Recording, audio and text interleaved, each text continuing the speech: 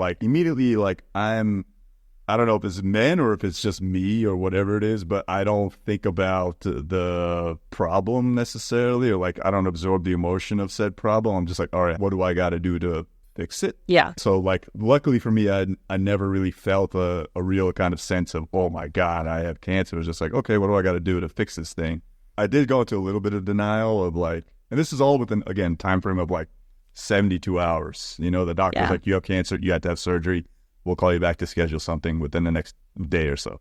And so in that time frame, I was like a little bit of denial, like, could this be something else?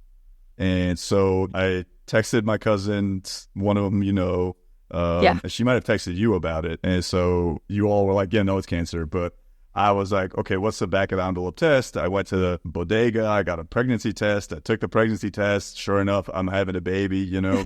And then like I Googled a little more. I was like, what could be a false positive thing?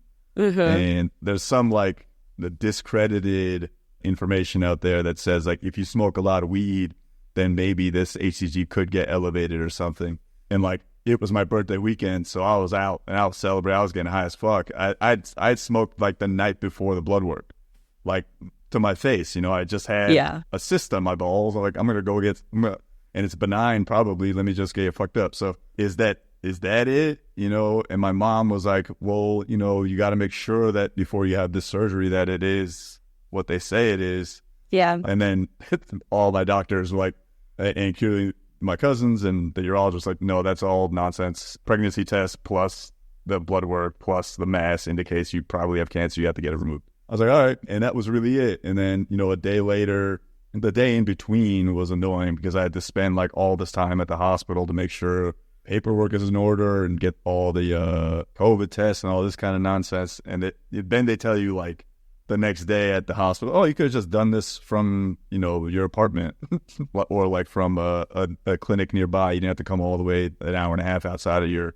apartment to do all this stuff. But regardless, like, you know, the next day surgery, it's like, I think the surgery might have been like 30 minutes or something. It was so fast. Yeah. And that was it. Like I was walking and eating and all that stuff. Like a day later, they had to, I don't know what the local anesthetic is, Zopridol. I don't know what it's called, but it's like in the fat, and it like dissolves over 5 days.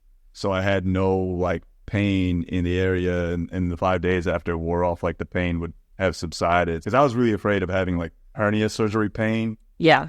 Because that shit sucked, and like I definitely don't want to get addicted to opioids. But the doctor was like, "No, we got you. Don't worry. Like it's just gonna be like local. You probably just take Tylenol and ice pack." And I went to eat at an Indian restaurant. I went to Dhamaka for the first time ever, like a day later, because we had reservations. They were impossible to get. Yeah, you so know you're not giving giving those up. Yeah, so luckily I got to eat that, and I wore a giant ice pack on my waist and sweatpants and just went to eat. And that was all. This is all within 5 days.